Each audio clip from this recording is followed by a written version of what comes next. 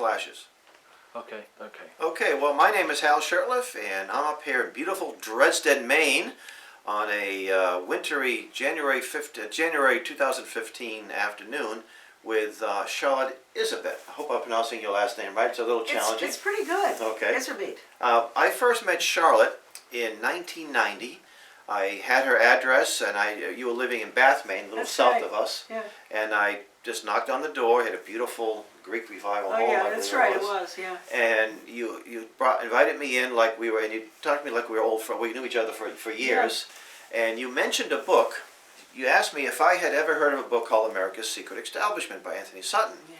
And I said, every single John Birch Society member has a copy of this book, Yeah. you know. Good. I'm glad. And in the foreword to the book, or the preface to the book, the author, the late Anthony Sutton, mentioned that he never believed in so-called conspiracy theories or conspiracies until an anonymous source delivered things to him. Right. And you said, I'm remembering that you said, oh, you were that anonymous source. Right. So could you sort of kind of go into that a little bit? Well, yes. What happened was in 1983 or so, I was taking care of my father, who was a member of the order, Yale, and my grandfather were too. And but that really, at that point, I wasn't even thinking about the order. But I was working with Anthony Sutton on some stuff because I was always interested in Soviet affairs, and Sutton had done this remarkable research. Hoover Institute, you know. That was based in California. Pardon? The Hoover Institute. The Hoover Institute, out of the Hoover Institute, and he ultimately, after having written several books on Wall Street and Hitler and Wall Street and the Bolshevik Revolution and Trials over Washington, and all these, after that, he wrote those books. Well, actually, after he left Hoover Institute, after he was relieved because he was getting too close to the truth, right? Yeah. Stanford. He wrote these other books, and so he was very interested. His whole career really had been involved in tracking, researching everywhere around the world, all the different government libraries and all. There's the story of U.S. funding of Hitler and Stalin. And the Stalin. Yes. Yeah. Actually Lenin. Yes, yeah. Lenin, Trotsky. And so, Trotsky, I said, So anyway, I was on the phone with, Sutton occasionally, and he said to me one day, you know, he said, there's this order at Yale that I wonder about. He said, because it appears to be the only college that has this secret society in the world. He said he couldn't find any other, and he said, you know, is that possible? That could be. And I said, well, actually, yes. And I said my father and grandfather were members, and I said, it's very interesting that you should ask me that today, because the mailman had just brought this package with these books. And I was taking care of old Dad's personal affairs. This is my best friend. That's why you see the blanket moving. Yes, outside. You're not imagining it. She gets a lot of video coverage. And she's a little bit of a ham. So and she's very smart, and I do want to include her in the interviews because she's also ferocious. And if anybody wants to come and get me, but anyway, so that very day, a package had arrived, and I was taking care of old Dad's personal affairs too, because he was in the last stages of cancer, bone cancer, and he was in bed in the room next to where I was making all the phone calls, so he had to listen to all this stuff. Oh, poor thing, all the time he was ill as well. But the package came, and I looked, and there are 3 black books, and these are the lists of the members of the order ever since 1830. And that's when it was formed. Yes. 1830 when it's formed, and then you have the catalog. The date on this one is May 1977, so I don't quite understand why he didn't receive it until. And the reason why the pages are loose is because you've actually scanned it. Oh yes, it's scanned. And it will be available at some point online. At some point. Maybe. Okay. Yeah. We're just waiting. Okay. Until the appropriate time. Good. So anyway, this is the biggie, is all the names from 1833 on. And then this one is living members. This is up until 1977, so that's a while back. And we're looking at, it's not a very thick book, so we're looking at how many at any one given time? How many members are there usually? Probably 500. maybe 500 or so at any given time. And here the deceased. That's very small. This one right there. And so I must say, I wasn't surprised. I took him into Dad, and he said, "Oh, that's interesting. They never did that before."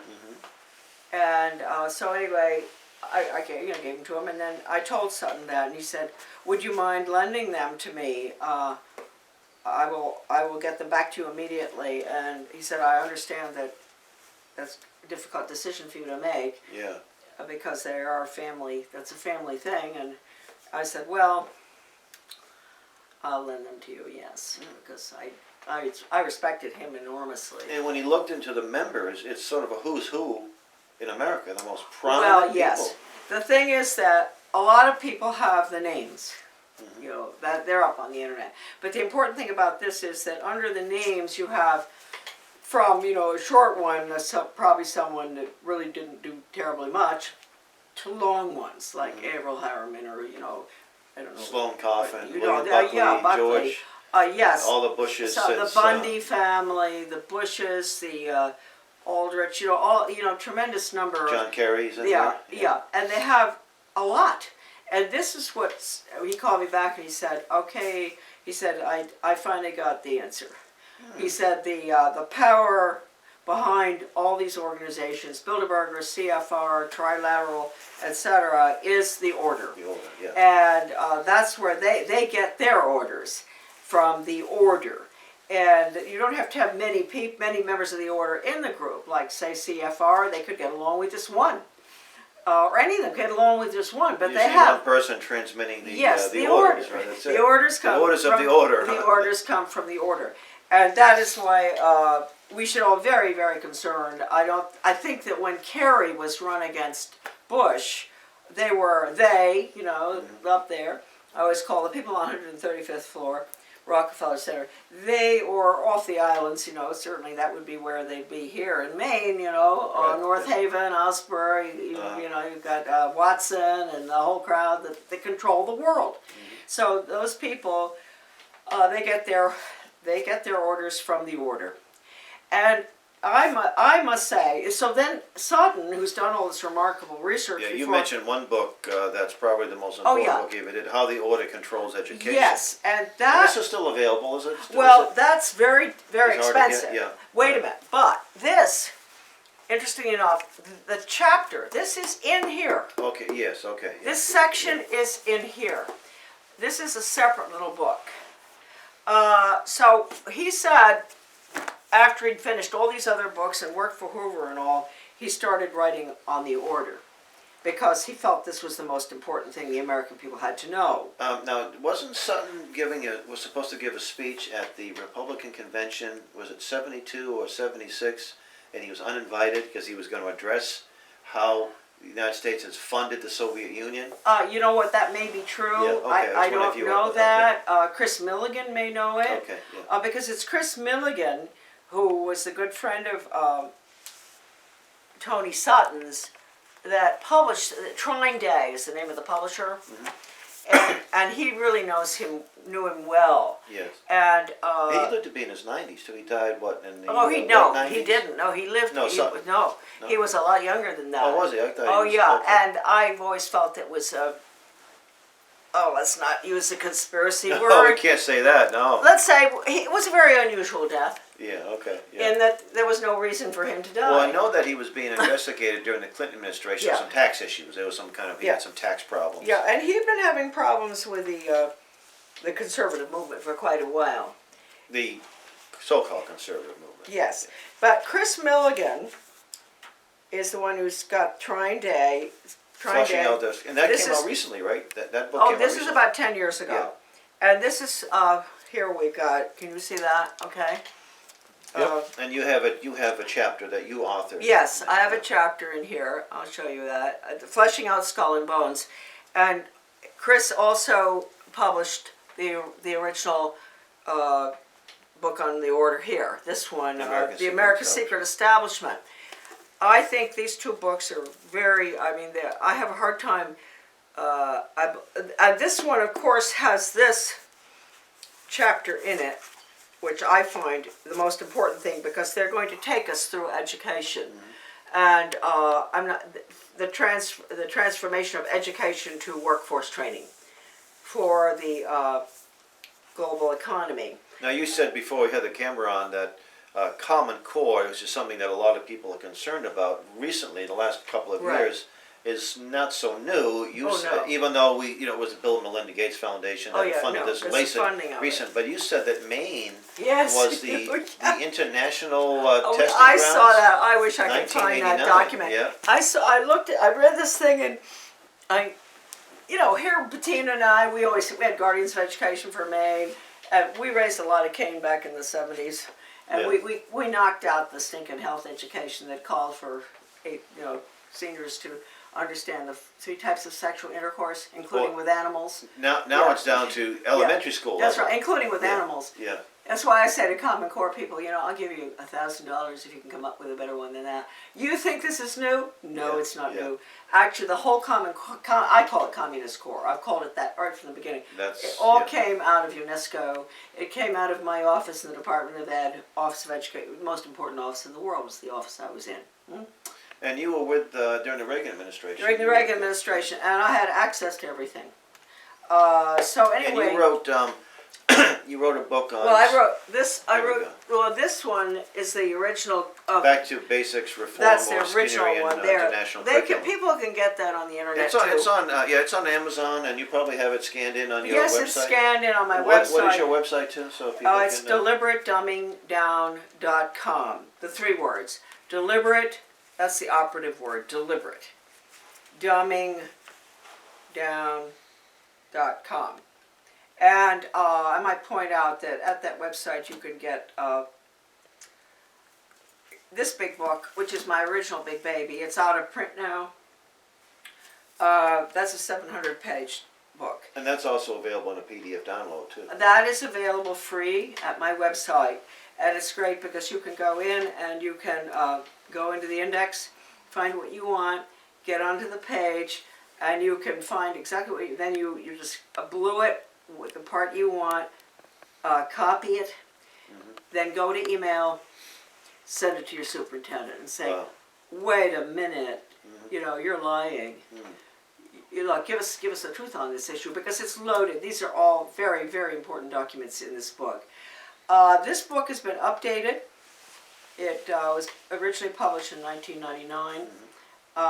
It's out of print I think now. you gave me a manuscript of it that was sort of like oversized, and it was kind of like a wavy. Oh, good. Well, you want to hold on to that. I still have it. Yeah. Oh, good. Hold on to that. So anyway, we have the updated abridged version, which is great, which covers 1999 to 2011.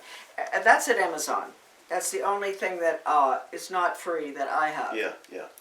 That's at Amazon, and you can get it, and it's marvelous because with a free download, whatever has been taken out of the abridged version, it's bold. It says 3 little bold D's. Oh yeah. That means go to the internet. You can find out what you're looking for. Okay, so it works interactively.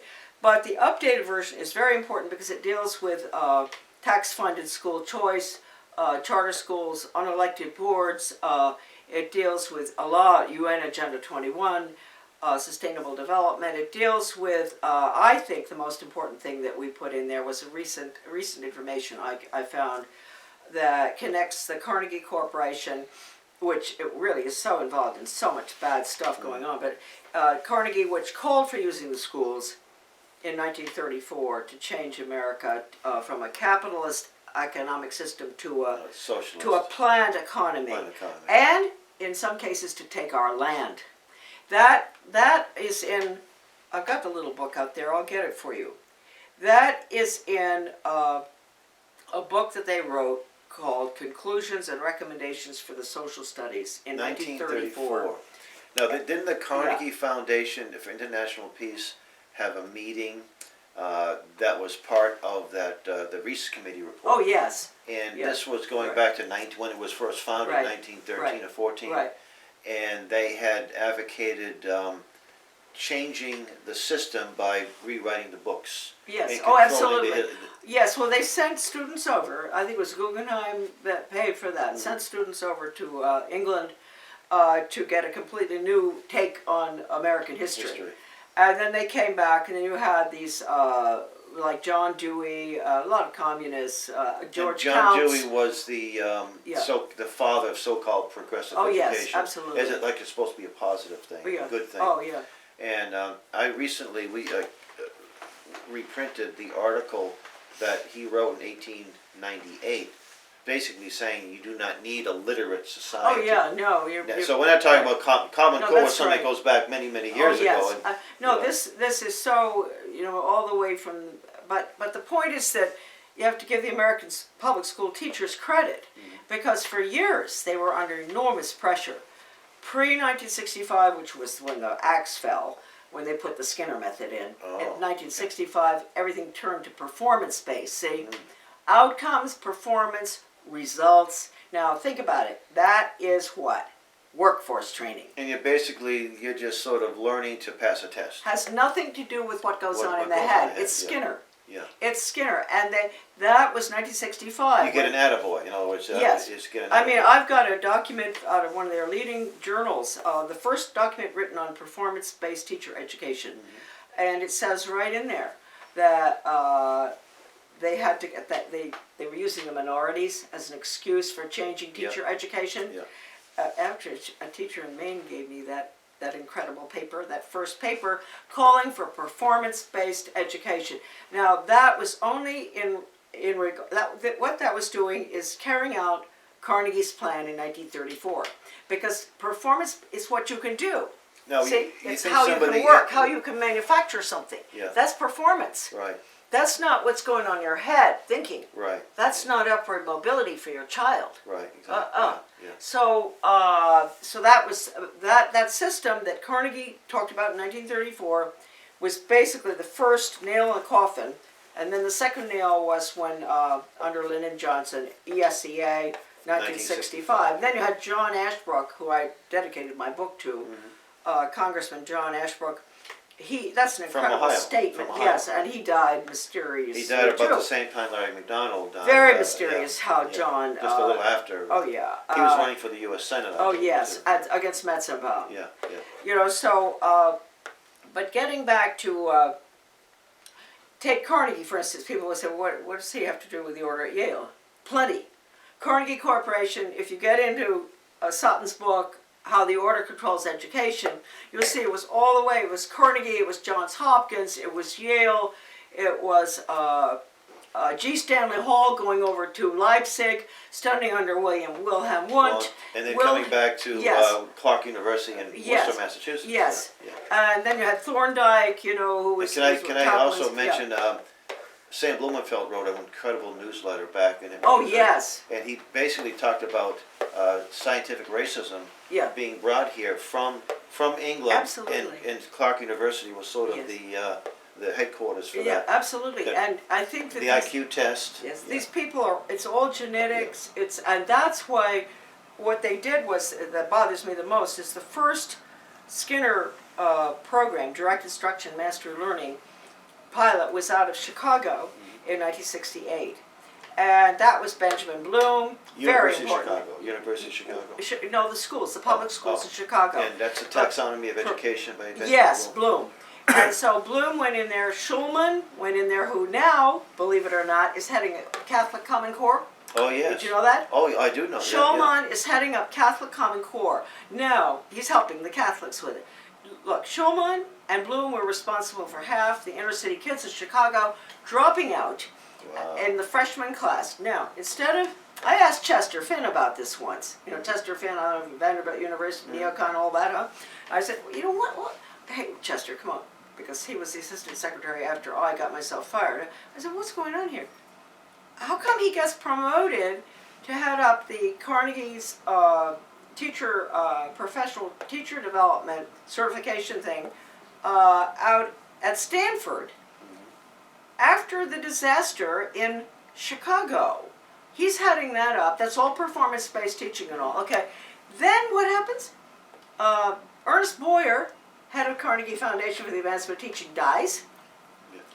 Schulman gets that job. Really?